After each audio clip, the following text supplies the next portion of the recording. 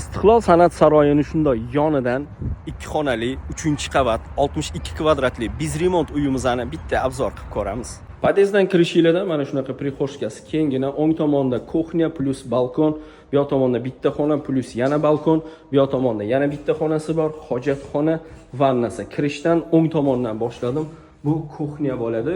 Kuxnya hozirgi kunda balkonga olib chiqilgan. Bu kuxnyaning hozirgi holati.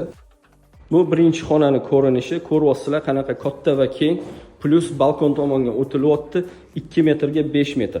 Bu o'zi 7 metr bo'ladi, o'rtani bekitilgan, sababi kuxnya bilan alohida qilib qo'yilgan. Bu yoq tomon orqa dvorni ko'rinishi.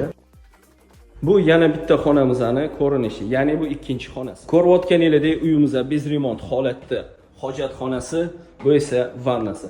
Hurmatli kuzatuvchilar, hammasini aytib o'tdim. Endi faqat bitta telefon qilib, uyga kelib ko'rib joyda baraka qilishinglar qoldi. Hammanglarga omad yor bo'lsin.